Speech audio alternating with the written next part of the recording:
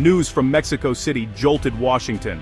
Mexico had slapped major tariffs on Chinese electric vehicles, a move that caught even former President Trump off guard. For years, the US led the charge on tariffs, but now Mexico was taking its own stand against China. This marked a dramatic shift.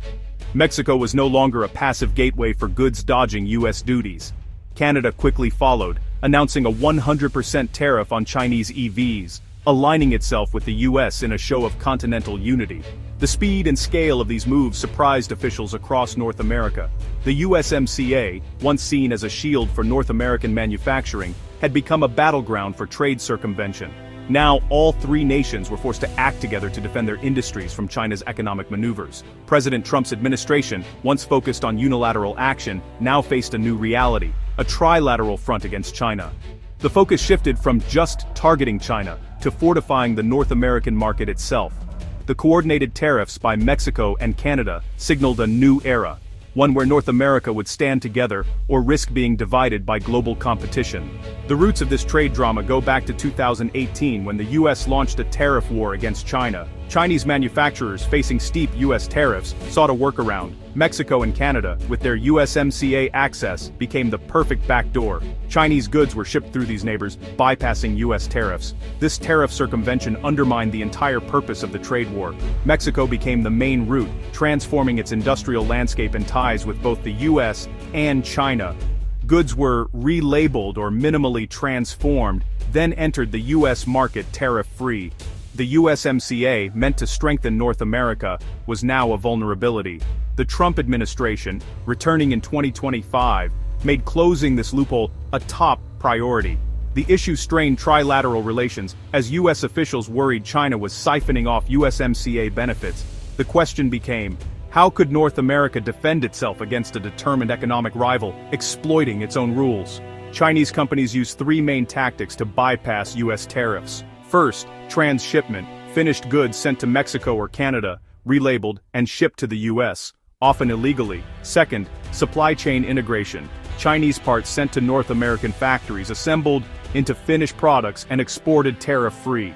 This embedded Chinese value deep within North American supply chains. Third, direct investment, Chinese firms built factories in Mexico, producing goods for the US from within the trade bloc. Billions in Chinese investment created a permanent manufacturing foothold in North America. These strategies exploited USMCA rules, making it nearly impossible to block Chinese goods without disrupting entire industries. The result: Chinese products kept flowing into the US, despite high tariffs. This forced North American leaders to confront the deep vulnerabilities in their trade relationship. The data told the story. After US tariffs on China in 2018, Mexico's imports of Chinese goods soared by 40%. By 2023, Mexico had overtaken China as the top source of US imports, not from a production boom, but from rerouted Chinese trade. In auto parts, Mexico's imports from China nearly doubled, while US imports of Mexican auto parts surged.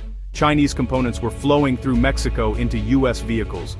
Canada, by contrast, saw little change. Mexico was the main hub for circumvention. The steel industry saw a similar pattern. Chinese steel imports to Mexico jumped 80%, and US imports of Mexican steel rose in tandem. By 2024, Chinese steel made up a much larger share of Mexico's imports. The value of Chinese content in Mexican exports to the US more than doubled in just 2 years. By 2020, over 30% of Mexico's exports contained Chinese value. The US-China trade war hadn't stopped Chinese goods, it just changed their route. This realization forced North America to rethink its entire trade strategy. Under pressure, Mexico took bold action, imposing a 50% tariff on Chinese cars. This was a direct move to block low-cost Chinese vehicles from using Mexico as a launchpad into North America. Mexico also closed loopholes for electric vehicles and hiked tariffs on Chinese steel, slashing imports by half. These steps were coordinated with the US, including joint investment screening to counter Chinese FDI. By mid-2024, Mexico and the US were aligning tariffs on steel and aluminum. This marked a shift from US pressure to true partnership. For Mexico, the risk was high. Trade is its lifeblood, but the alternative was being collateral damage in a US-China trade war. By acting, Mexico asserted itself as a key player in North American economic defense. The message: Mexico would no longer be the weak link in the continent's trade armor. Canada followed suit, announcing a 100% tariff on Chinese electric vehicles in October 2024. This move instantly priced Chinese EVs out of the Canadian market, reinforcing a unified North American stance. Canada also imposed a 25% surtax on Chinese steel and aluminum, mirroring US policy. While Canada hadn't seen much circumvention, it acted preemptively to avoid becoming the next weak link. The decision shocked the Canadian auto industry, but urgency was high. Billions were being invested in domestic EV and battery plants. The tariff was a defensive wall to protect Canadian manufacturing from subsidized Chinese imports. By matching US tariffs, Canada solidified a united front. The goal wasn't just to punish past circumvention, but to prevent future vulnerabilities. In a globalized economy, only coordinated action could protect North American jobs and industries. Canada's move marked a new era of trilateral trade cooperation, one defined by collective security. The new tariffs sent shockwaves through the auto industry. Automakers, used to seamless USMCA trade, now faced rising costs and regulatory chaos. The Trump administration's 25% global tariff on steel and aluminum hit all imports, including those from Mexico and Canada. A proposed 25% tariff on all imports from USMCA partners loomed, threatening to upend production plans.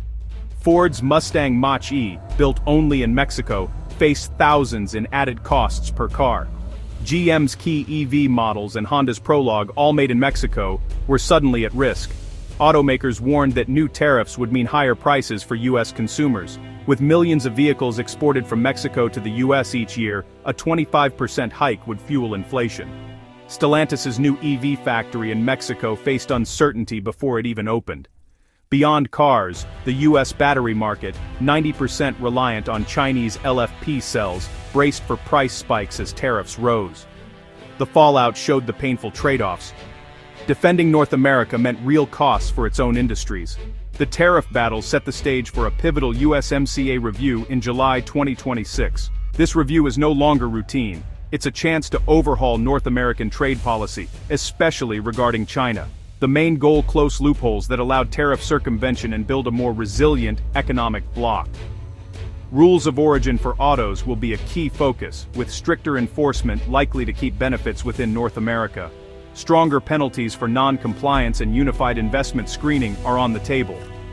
The US and Mexico's recent memorandum was a start, but a trilateral process is needed to block backdoor Chinese access. Only a coordinated approach can protect shared security and economic interests. Experts argue that working together, not imposing tariffs on each other, is the best defense.